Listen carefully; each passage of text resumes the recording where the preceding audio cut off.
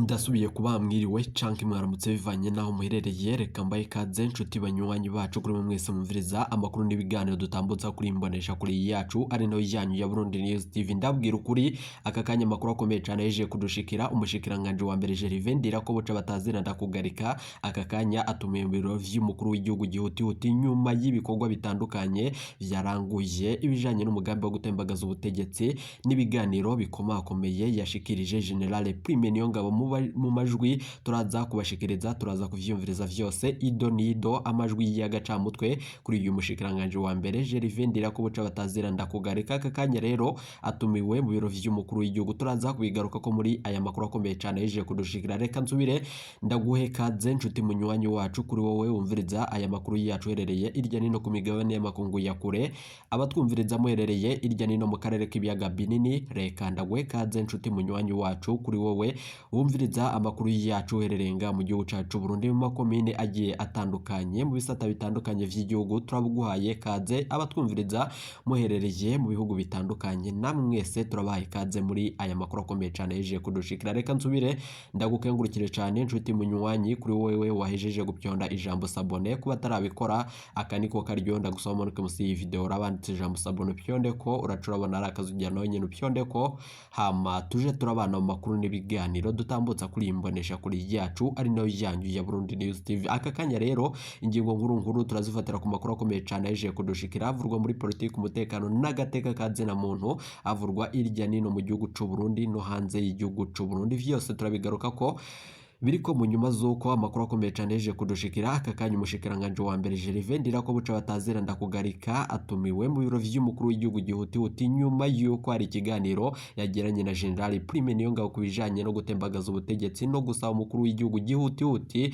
ko yorekura General Alain Guillaume Bunyoni akidegembya, na cane ko biboneka ko Bunyoni kuva yapfungwa ubutunzi bw'u Burundi n'ibindi bitandukanye vyahejeje gutoseka. Arivyo vyose rero mu buhinga bwa politiki turabigaruka ko muri aya makuru akomeye cyane yeje kudushikira. Gervais Ndirakobuca yoba agiye gutanga imihoho canke yoba bigira bigende bite, turabigaruka ko muri aya makuru akomeye cyane yeje kudushikira. Bikamu nyuma z'uko amakuru akomeye cyane yeje kudushikira, imvo nyamukuru aruko barumvirije yuko mu kwezi kwa Myandagaro umukuru w'igihugu yasavye umushikiranganje wa mbere Gervais Ndirakobuca batazira ndakugarika gushira umukono kwidokere rikura General Prime Niyongabo mu mabanga. Gervais Ndirakobuca yaciye avyanka muri gituguto, naho vyarongeye nkuko umushikiranganje wa mbere aca vyanga gushira umukono kwidokere ikura General Prime Niyongabo mu mabanga. Cane none kuri iri genekerezo umunsi w'ejo haheze kuri uyu w'Imana uheze harumvikanye amakuru akomeye cyane ko umukuru w'igihugu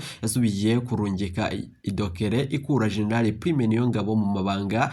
Umushikiranganje wa mbere yarahira arengwa avuga ko atosira umukono kwidokere ikura General Prime Niyongabo mu mabanga. Ivyo vyose rero akaba yoba agiye kubisigura mu makuru akomeye cyane yeje kudushikira. Turaza kubigaruka ko na cane ko hari ibintu bikomeye cyane bejeje kumvikana mu gihugu c'u Burundi ko umushikiranganje wa mbere yoba agiye kugirwa nkuko General Alain Guillaume Bunyoni yagiriwe. Amakuru akomeye cyane yeje kudushikira, biravugwa ko abafise bijanye n'amatongo ku mabarabara atandukanye mu gisagara ca Bujumbura no ku mugwa mukuru wa politiki Igitega, biravugwa ko kuri ubu ngubu vyoba biriko biratwarwa n'umushikiranganje wa mbere Gervais Ndirakobuca ku buryo budasiguritse, abandi bagapfungwa abandi bakaburwa irengero. Amakuru turaza kuyabashitsa ko mu buryo bw'idonido umushikiranganje wa mbere Gervais Ndirakobuca yoba agiye guhura nivyo imbwa yaboneye ku mugezi. Vyose rero turaza kubigaruka ko muri aya makuru akomeye cyane yeje kudushikira. Reka nsubire ndaguhe kaze nshuti munywanyi wacu,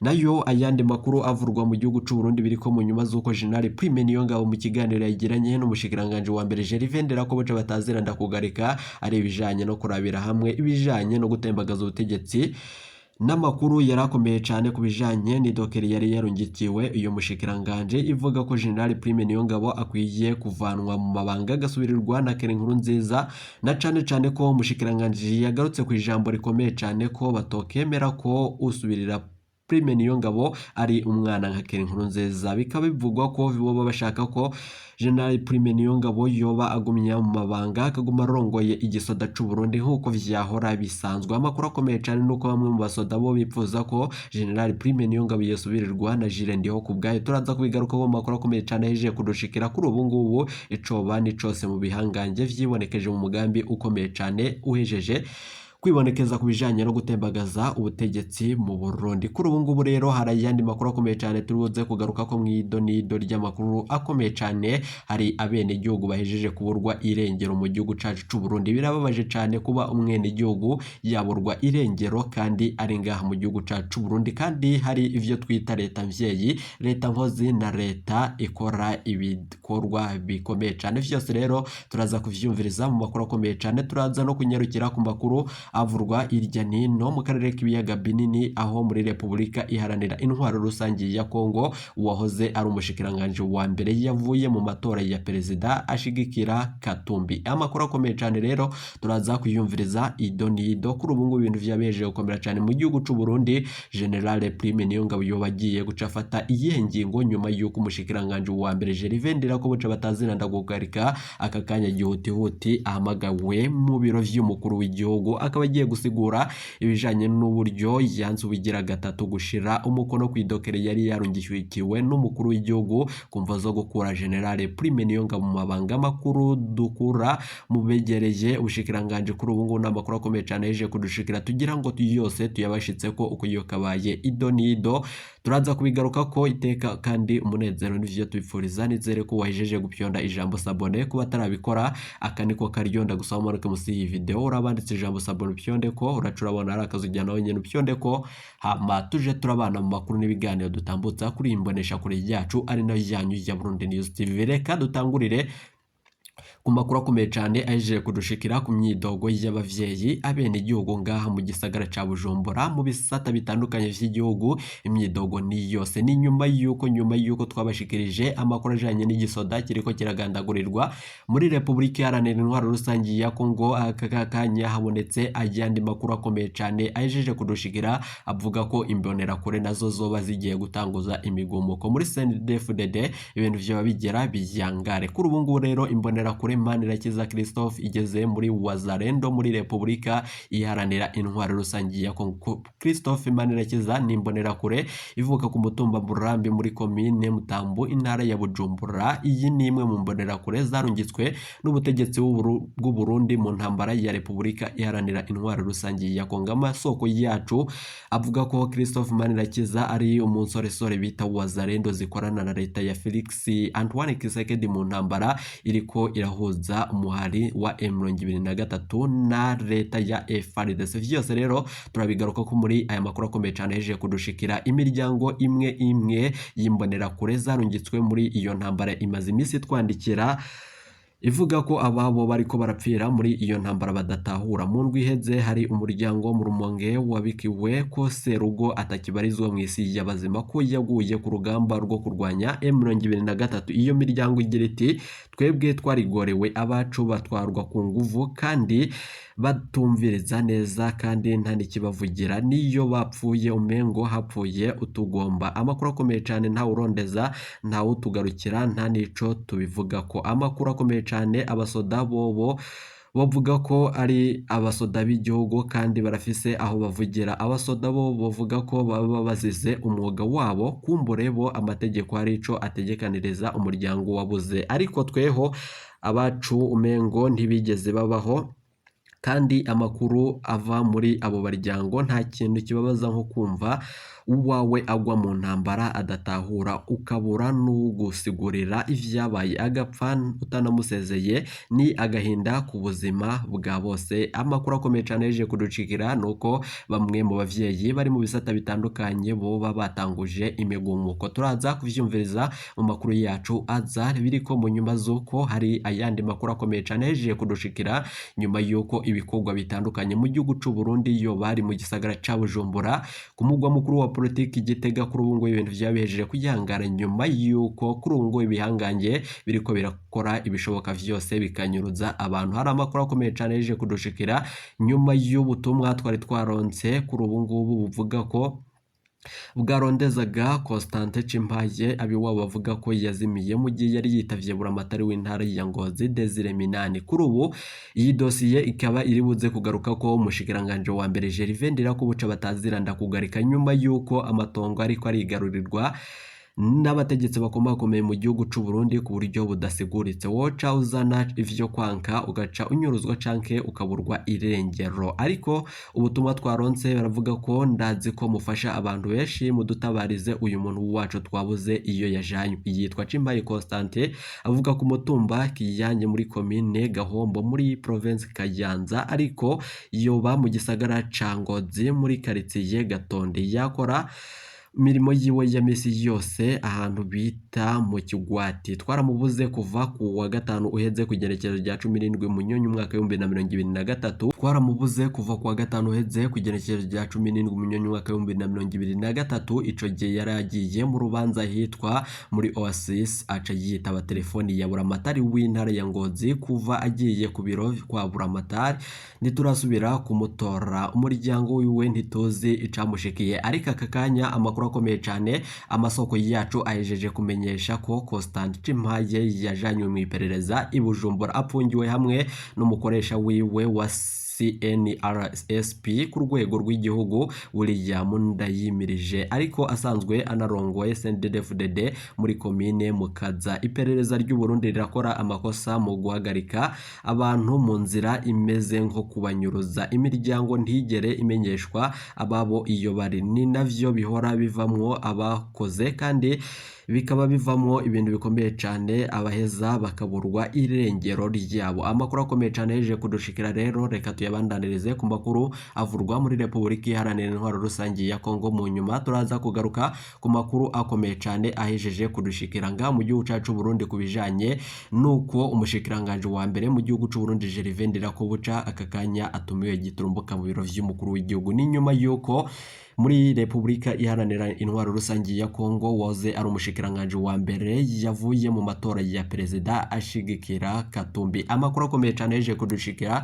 Augustin Matata Ponyo nanone yari mu barondera kandi kwitoza mu kibanza c'umukuru w'igihugu wa Repubulika ya Demokarasi ya Kongo yidohoye, maze ashigikira Moise Katumbi mu matora ategekanijwe kuwa 20 Kigarama uno mwaka wa 2023. Matata Ponyo yahoze ari umushikiranganje wa mbere kuva mu wa 2012 gushika muri 2016. Yatangaje ibi mu butumwa yacishije ku rubuga rwa X rwahoze ari ruzwi nka Twitter ejo kuwa Mungu musi wa mbere w'imyiyamamazo muri ano matora y'umukuru w'igihugu. Afashe ingingo yisunze ryavuzwe mu biganiro vyabereye i Pretoria muri Afrika y'Epfo kuva ku wa mbere w'indwi iheze gushika ku wa gatanu, vyahuje nanone intumwa zitanu z'abatavuga rumwe n'ubutegetsi kugira ngo bahitemwo umwe gusa yobaserukira muri ayo matora y'umukuru w'igihugu. Matata Ponyo avuga ko ibi biganiro vyarangiye vyumvikanye ko Moise Katumbi ashobora guserukira abatavuga rumwe n'ubutegetsi muri ano matora. Ati nisunze iki cifuzo kandi mu kubahiriza ingingo y'umugambwe wanje nipfuje gutangaza ko nidohoye mu matora y'umukuru w'igihugu yo kuwa 20 Kigarama mwaka wa 2023 kugira ngo ndekere Moise Katumbi. Uku kwidohora kwaje nanone gushingiye ku cifuzo c'abanyagihugu bipfuza ko ubutegetsi buhinduka uko vyogenda kose. Ishaka ry'abanyagihugu rirakomeye cyane gusumba iryanjye, sinobandanya kandi kurirwanya, niko yatomoye. Avuga ko yizeye ko n'abandi bakandida batavuga rumwe n'ubutegetsi bazakora nkawe bagashigikira Katumbi. Ariko intumwa za Martin Fayulu ntizateye igikumu ku rwandiko rwasohowe inyuma y'ibi vyose. Amakuru akomeye cyane yeje kudushikira Katumbi na Matata bari mu bategetsi bwa Joseph Kabila, aho Matata yabaye umushikiranganje wa mbere mu kiringo c'imyaka irenga 4. Katumbi nawe yari buramatari w'intara ya Katanga itunze ubutare bw'umujumpu. Ariko umuringa mu kinyarwanda kuri ubu ngubu mu kiringo c'imyaka 9. Felix Antoine Tshisekedi kuri ubu ngubu ariko yiyamamariza ikiringo ca kabiri ari mu bandi banyapolitike bari ku rutonde rw'abitoza mu kibanza c'umukuru w'igihugu batanguje imyiyamamazo kuri uyu wa Mungu, akaba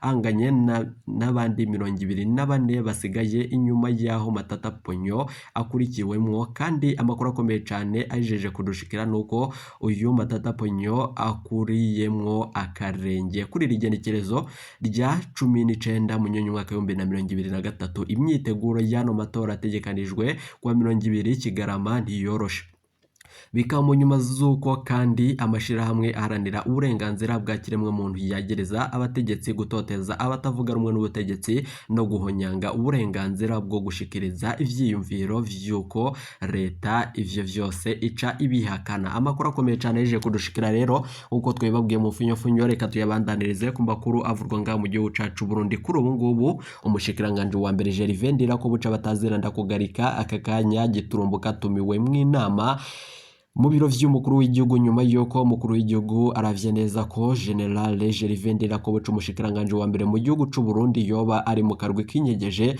mu gutembagaza ubutegetsi bwa Nyenicubahiro General Major Evariste Ndayishimiye. Ibi vyose bica vyumvikana ko umushikiranganje wa mbere amagara yiwe nawe nyene yoba agiye kuba arameze nka yuwahoze ari umushikiranganje wa mbere General Alain Guillaume Bunyoni. Ibi vyose biri kuba mu nyuma z'uko amakuru akomeye cane yeje kudushikira. Murazi ko muri Nyandagaro mwarumvirije ko hari idokere yarungikiwe uyu mushikiranganje wa mbere Gervais Ndirakobuca yo gukura General Prime Niyongabo mu mabanga.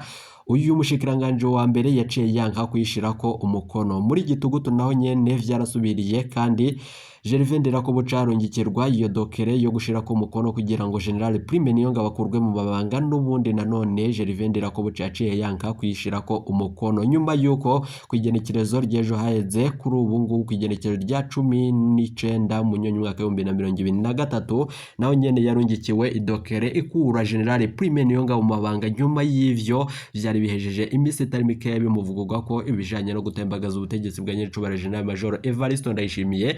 Gervais Ndirakobuca yararahiye ararengwa ko atoshira umukono kwidokere ibogoza General Prime Niyongabo agasubirirwa n'umwana mutoto wo bita umuisi Petro Nkurunziza ari wekere Nkurunziza. Amakuru akomeye cyane yeje kudoshikira, bikaba bivurwa ko Gervais Ndirakobuca nawe nyene yoba agiye kugirirwa nkuko General Alain Guillaume Bunyoni yagiriwe. Amakuru akomeye cyane ava mu biro vy'umukuru w'igihugu n'amakuru dukura mu begereye ubushikiranganje bwa mbere.